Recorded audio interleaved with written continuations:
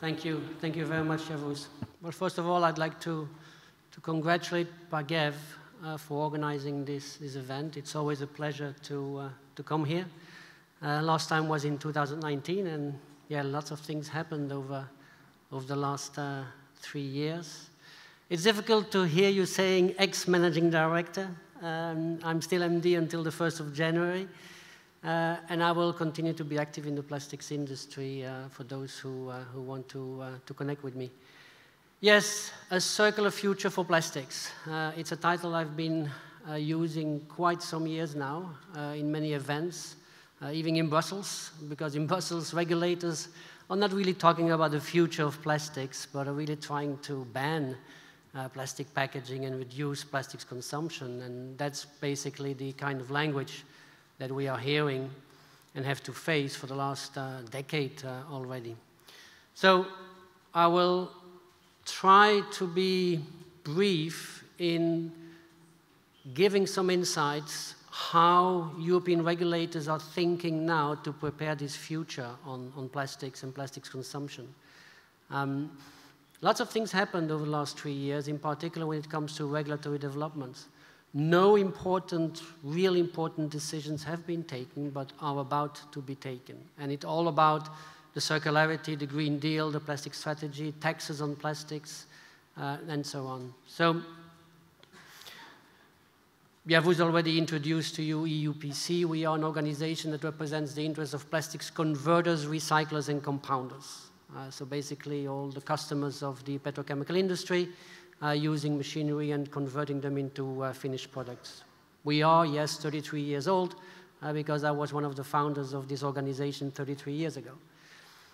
And back in 1994, and I think this is an important point, in 1994, I negotiated the first packaging and packaging waste directive, where I was confronted with the metal and the glass industry trying to kick plastics packaging out of the market because it was growing tremendously. And we had to reduce the recycling targets which were imposed to the plastics industry. Well, we are 33 years later, and I can tell you, life has not changed. Because glass, metal, paper are still fighting for their market shares, and are still trying to get rid of high recycling for plastics packaging.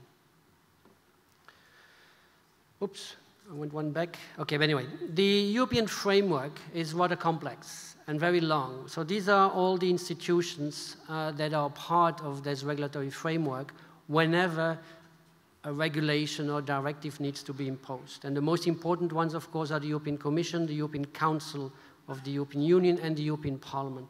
These are the three basic institutions that have to agree if there are any amendments to any piece of legislation going forward. When it comes to the plastic strategy, it all started back in 2018, where the European Commission developed under the Circular Economy Action Plan a plastic strategy. And that plastic strategy is still developing very, very fast. It's about the Single-Use Plastics Directive, which has its impact.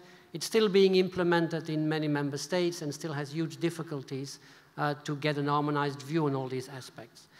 But very important, I think, is also new rules on packaging to improve the recyclability of plastics and increase the demand of recycled plastics. So we're moving away from collection sorting of plastics packaging waste. We are moving back into using of recycled material. And I have to say, although I was very, very skeptical for the last couple of years to agree upon a mandatory recycled content in the regulation, I have to say that today I've lost that fight, and that it's only a question of when would it be implemented by law and how high the percentage will be. And that's basically the discussion that we are having right now. So this plastic strategy was also about improving the separate collection of plastics waste, setting up a circular plastics alliance, which would cover not only packaging, but automotive, electronic, and building construction, restrict the use of microplastics in products and reduce the unintentional release of microplastics. All plastics converters are users of microplastics, all of them. And there is a REACH regulation which is today trying to impose restrictions on the use of these microplastics because of pellet losses. And these pellet losses needs to be highlighted and reported to the European Chemical Agency.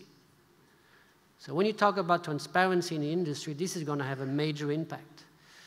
EuPC, together with Plastics Europe, is setting up, therefore, a certification scheme called Operation Clean Sweep to certify companies that they have set up all necessary measures to ensure that there are no pellet losses.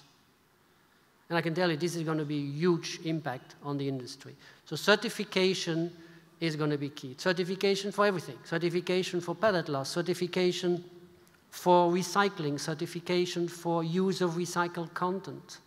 Certification is the way to credibility towards the public. So we need to work on all these aspects. And it's going to be more expensive, yes. Commission is also preparing, I think there is a draft there, a policy document on bio-based, biodegradable and compostable material. We heard already a little bit about the Green Deal this morning. The Green Deal is not a piece of legislation. It is a communication towards member states. So for the European Union, this is not a piece of legislation. It is just a direction. It's a way forward how the Commission is tackling all the issues regarding climate change. And the Circular Economy Plan is a part of it.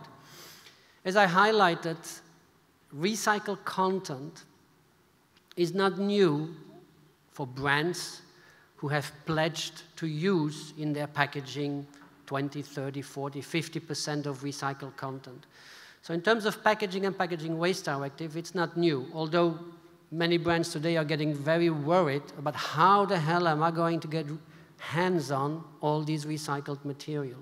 It's nice to make pledges, but when you're obliged by law to put into packaging, you may end up having no packaging if you have no feedstock. What is going to change also is that the world in the automotive and the construction area will have to do the same thing. And I think this is pretty new because even there, getting access to qualitative recycled material is more a bigger issue than in packaging and packaging waste.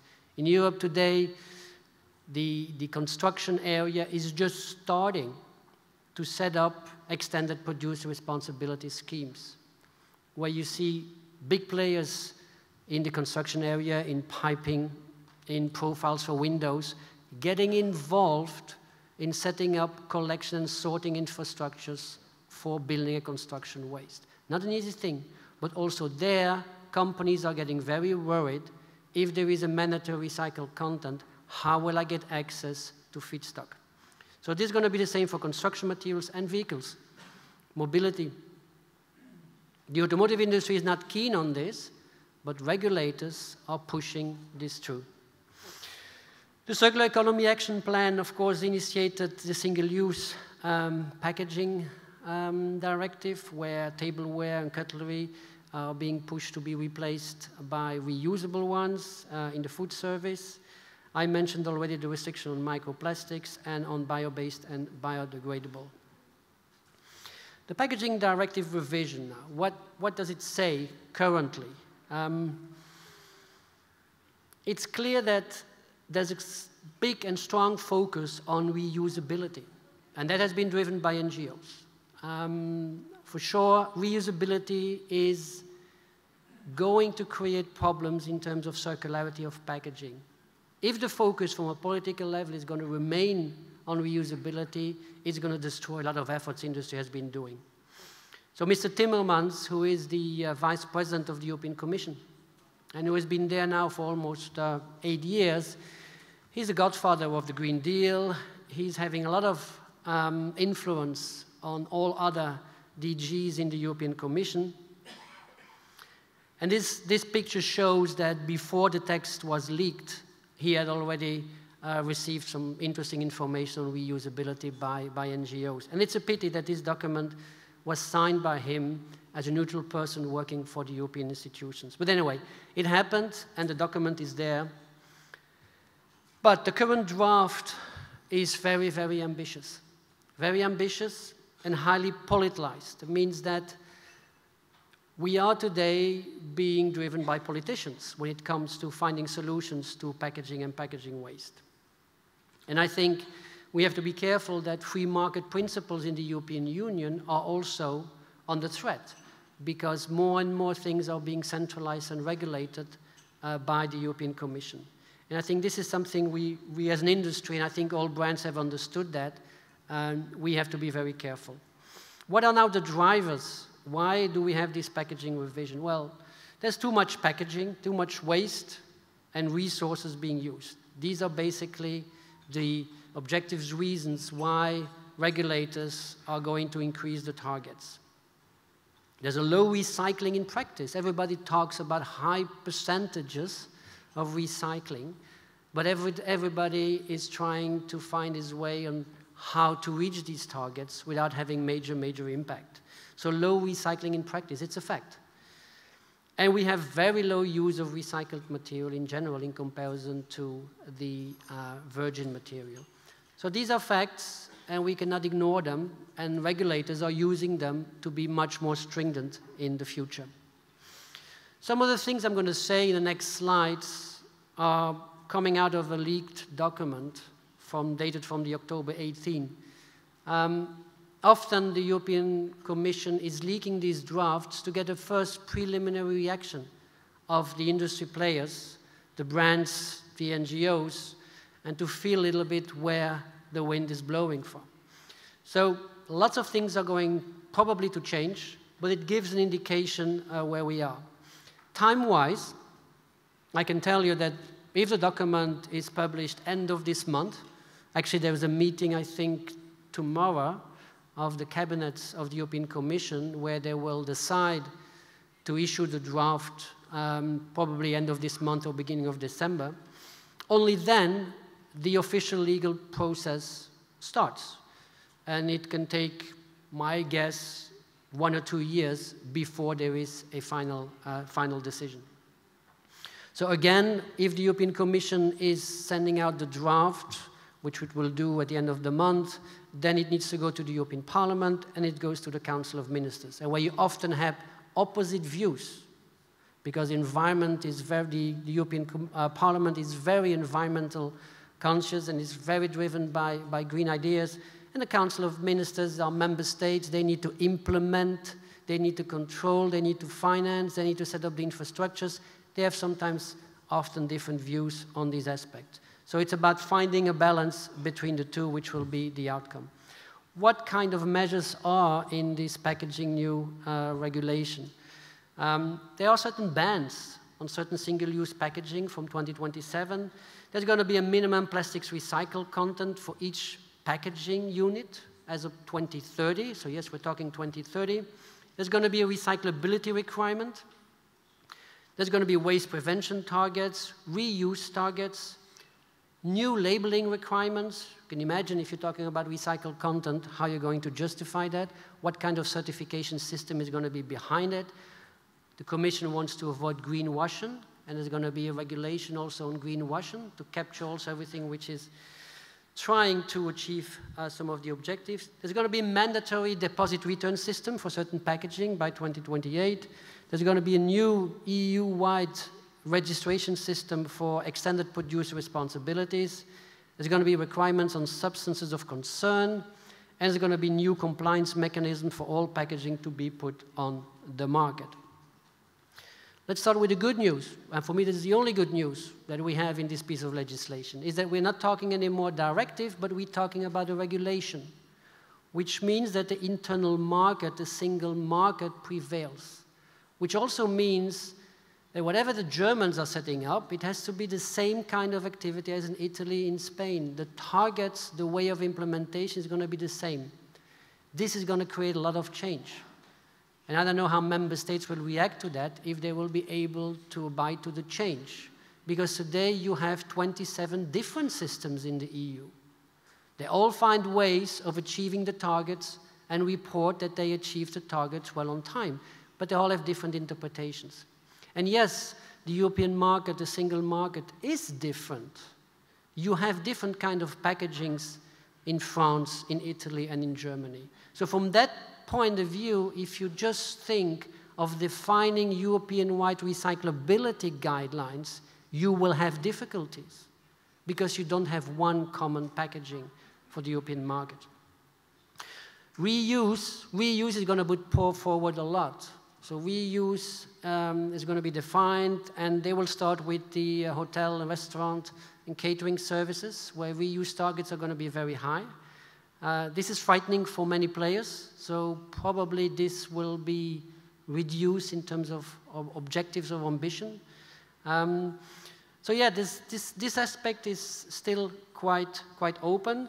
There's going to be waste prevention targets, and as I said, there's going to be recyclability guidelines. And the recyclability guidelines are going to be driven also by regulators. So you're going to have civil servants having their say in what kind of packaging is recyclable in the future. And I think this is also an interesting part. Because we know our products, we know our markets. Civil servants have sometimes difficulties to understand recyclability. And we are dealing with an aspect where a lot will be centralized and less influence from our industries and our companies is going to happen on this thing. So this is a danger.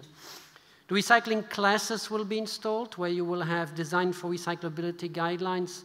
We are starting about with 29 design for recyclability guidelines currently, which have been drafted and will be continued to develop.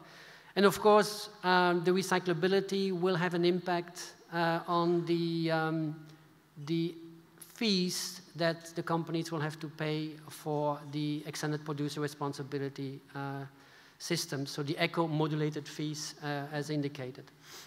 This is just an example, but it's already in the text, so I don't know if this will disappear. I think this will stay. These are the recyclability guidelines from grade A to grade E, where clearly grade E will no longer be able to be placed on the market. So it's all about monomaterials and recyclability, focused a lot on the concept of bottle-to-bottle recycling activities. And we all know how difficult it is for all kinds of other packaging. Then there will be negative lists. I will come back to this negative list, and there will be harmonized labels. And there will be 4 new harmonized labels. 1 label for recycled content, 1 for separate collection, 1 for reusability, and 1 for compostability. So as I said, the European Commission wants really to drive things with 1 centralized aspect, 1 label, and not 27 different labels in different member states. Also interesting, we may have the mandatory situation for digital watermarking on packaging. You know that Holy Grail 1.0, 1.2 with digital marking on packaging had some positive results. But if this is not being used by everybody in the market, there's no way of implementing it.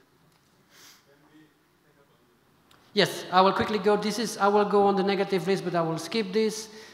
These are just examples of the compostability, recycled content. I just wanted to highlight the targets which are being discussed. These are the targets. We're talking about 25% by 2030 of contact-sensitive plastics packaging, including food contact material, and 45% for the other remaining plastics packaging. So these are very, very challenging and ambitious targets. Some words on the plastic tax. I spoke I think in 2019 about this, so I will skip it. The only important information is Spain is the first country that implements this tax. And Spain has been looking into this, and Spain is also the first country that has officially announced that chemically recycled plastics will also be exempted from the tax payment. And the taxpayer will be the converter. So it's the plastics converter who will have to pay the tax. It's not going to be the brand, it's going to be the converter. Of course, he can invoice this through. Taxonomy, I think a lot was said already by your minister on taxonomy, sustainable finances, so I can skip this as well. The link to sustainable financing, I think here is extremely important, because the link also to the use of recycled content is explicit in the text. They even talk about 85% recycled content. So if you want to get access to financing in the future, the use of recycled content is going to be key. So my main message is really about recycled content today. And if you want to go to recycled content, you need to make sure that you have enough material and feedstock available. CPA, Circular Plastics Alliance, I think this is not going to go very fast. It's going to slow down and probably end next year. Not so much to say about that. The European Plastic Pact, some member states, specifically Holland and France, have taken initiatives to go a little bit further than what the European Commission is wanting to do, and they have organized the European Plastic Pact. This is just a chart I wanted to show you on the journey to circularity for the plastics industry. It's like a metro station. There are so many things that our industry has to do and so many ways to go that it's a hell of a job to keep track of that. But our industry is active in all of these fields, and I think it's important just to mention it. This is a chart I wanted to show to the European Commission to highlight how complex our industry is. And this last chart is about saying there is so much plastics waste available, and there's going to be an increase of plastics consumption in the next decades. We really have to make this circular. And making this circular is by working first on enhanced circularity. That means mechanical and chemical recycling. And I'm very happy that the chemical industry is embracing today chemical recycling as a part of it. This is very, very important. And secondly, we have to close all leakage and pathways in order to capture as much of these plastics waste in the future. Thank you so much for your attention.